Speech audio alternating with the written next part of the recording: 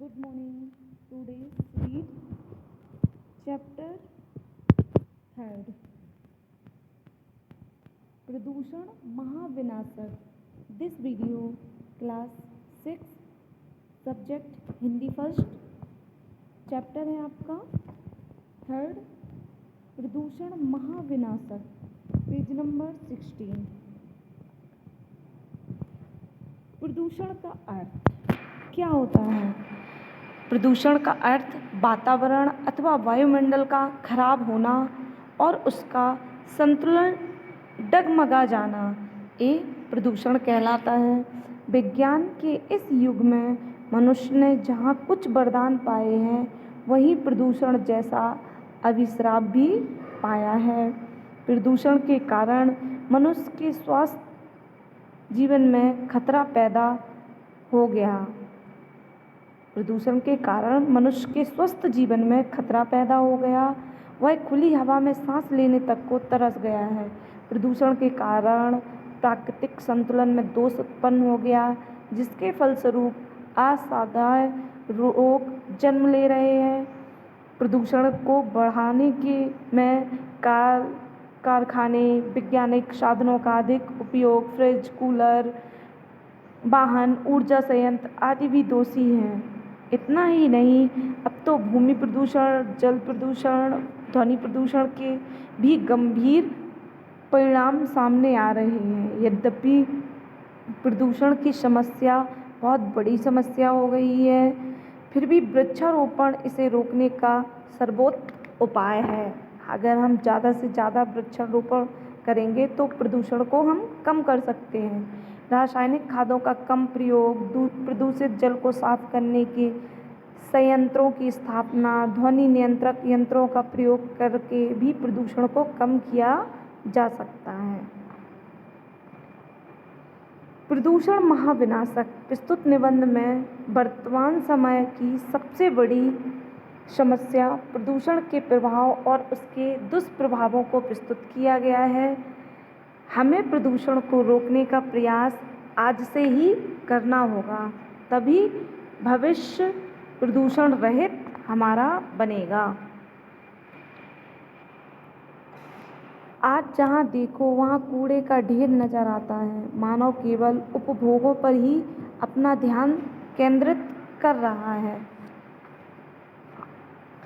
लेकिन आसपास के वातावरण के प्रति उसकी विमुखता ने प्रदूषण को आमंत्रित कर दिया है. विमुखता मतलब उदासीन होना, मतलब उसके प्रति जागरूक ना होना. प्रदूषण को आमंत्रित कर दिया है. मानव की सर्वोच्चतम खोजों में से एक है विज्ञान, जिसने मानव के विकास में विशेष भागीदारी निभाई है. विज्ञान के चमत्कारों ने बटन दबाते ही सुख सुविधाओं की दुनिया मानव के लिए सजा दी है, लेकिन इस अनुपम भेंट का ही दुष्परिणाम प्रदूषण भी है, जिसमें पृथ्वी को संकट में डाल दिया है. विज्ञान के कारण ही पृथ्वी को संकट में डाल दिया गया है, क्योंकि आजकल बहुत सारे विज्ञान ने ऐसे आविष्कार कर दिया है कि बटन दबाते ही पूरा हर सुख सुविधाएं उनके लिए उपलब्ध हैं. आज वातावरण में प्रदूषण की मात्रा बढ़ती जा रही है. वायु, जल, भूमि की अशुद्धता ने प्राकृतिक के संतुलन को डगमगा दिया है. प्रदूषण रूपी राक्षस पृथ्वी को अपने आगोश में लेने के लिए आतुर हो रहा है. आदिम पुरुष प्रकृति का सहचर था. जो पहले के अर्लीस्ट सोसाइटीज के लोग थे, मानव थे, वो प्रकृति के सहचर थे. वे प्रकृति के प्रति आसक्त था. आसक्त मतलब लीन था, उसके अनुरक्त था. उसने प्रकृति को सहभागी बनाते हुए अपनी प्रगति की राह खोजी थी, लेकिन कालांतर में मानव की आशाओं व आकांक्षाओं में वृद्धि मतलब विशेष वृद्धि होने के परिणाम स्वरूप वह प्रकृति के साथ खिलवाड़ करने लगा. अपनी विजय और विकास की यात्रा में वह प्रकृति के उपकारों को भूलकर उसका शोषण और दोहन करने लगा. जिसके परिणाम स्वरूप प्रकृति का संतुलन बिगड़ने लगा है और पर्यावरण संकट उत्पन्न हो गया है। जनसंख्या की वृद्धि, वनों की कटाई, उद्योग धंधों का विकास, अनावश्यक वस्तुओं का अंबार, कूड़े कचरे का ढेर, अस्वास्थ्यकारी चीज़ों का उपयोग आज पर्यावरण प्रदूषण के प्रमुख कारक बन गए हैं। मनुष्यों ने सुखों की पूर्ति हेतु जहाँ एक ओर वनों को उजाड़ा और वन जीवन को विनष्ट किया, वहीं प्लास्टिक के सर्वाधिक उपयोग ने आज कचरे के महत्व खड़े कर दिए हैं, जो ना तो विनष्ट किए जा सकते हैं, ना तो नष्ट किए जा सकते हैं और ना ही वातावरण के लिए स्वस्थकारी सिद्ध हो सकते हैं। आज प्लास्टिक के खिलौने, बर्तन, मोबाइल, कुर्सियाँ, मेज़ें, वॉशिंग मशीन, थैलियाँ आदि अनेक वस्तुएं प्लास्टिक से बनी हुई हैं।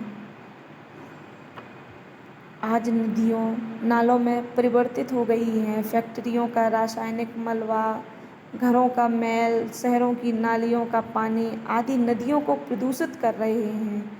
जल को जीवन कहा जाता है, लेकिन मानव ने अपने स्वार्थ सिद्धि के लिए पेयजल को भी संकटग्रस्त कर दिया है। जो पीने वाला पानी है उसको भी क्या कर दिया है, संकटग्रस्त कर दिया है। भूमिगत जल की अत्यधिक उपयोगिता ने इस संकट को और भी अधिक बढ़ा दिया है। जल की भांति वायु भी दूषित हो गई है। फैक्ट्रियों का धुआं, घरों से निकलने वाले ईंधन का धुआं, मोटर वाहनों जैसे बस, ट्रक, कार, इंजन, परमाणु भट्टियों का धुआं कार्बन की मात्रा में निरंतर बढ़ता जा रहा है, जो कि हमारे लिए नुकसानदायक होता है और वातावरण को विषैला बना रहा है। ये विषैली गैसें मनुष्य के शरीर में पहुंचकर हानि पहुंचाती हैं। वायु प्रदूषण ने सांस संबंधी रोगों जैसे अस्थमा, फेफड़ों का कैंसर आदि अनेक रोगों को उत्पन्न कर दिया है। इन सब विषैली गैसों से मानव बहुत सारी बीमारियों से घिरने लगा है। वनों की अंधाधुंध कटाई ने विषैली गैसों के संकट को गहरा दिया है। आज मौसम अनिश्चित हो गए हैं। कहीं अनावृष्टि अकाल लाती है तो अतिवृष्टि बाढ़ की स्थिति ले आती है। अनावृष्टि मतलब सूखा, कहीं सूखा लाती है तो कहीं अत्यधिक बारिश होती है, कहीं पे बाढ़ आ जाती है तो कहीं सूखा होती है। ये सब प्रदूषण के कारण ही हो रहा है। सर्दी, गर्मी, वर्षा का चक्र टूट रहा है। अब सही टाइम पर सर्दी नहीं पड़ती है और गर्मी के मौसम में गर्मी नहीं रहती है, बरसात के मौसम में वर्षा नहीं होती है। सब जो सर्दी, गर्मी, वर्षा का चक्र था वो टूट रहा है। रासायनिक उर्वरकों और कीटनाशक दवाइयों के छिड़काव ने भूमि को दूषित और विषैला बना दिया है। इन दवाइयों से युक्त फल सब्जी विषाक्त हो गए हैं। इनसे दवाइयों से युक्त जो फल सब्जी होती हैं वो सब विषैली टाइप की हो गई हैं। इसने जो फल सब्जियों में दवाइयाँ डलती हैं तो उसके जो कीटनाशक दवाइयाँ होती हैं उनके छिड़काव से भूमि भी दूषित हो रही है, उनको विषैला बना रही है। इनसे जो फल सब्जियाँ होती हैं वो भी हमारे लिए नुकसानदायक है। इनसे हम बहुत सारी बीमारियाँ ले रहे हैं। जो सब्जियां कीटनाशक दवाइयों के छिड़काव से पैदा होती हैं वो फल सब्जी हमारे लिए बहुत ही नुकसानदायक हैं। इनको खाने से हमें बहुत सारी बीमारियां होती हैं।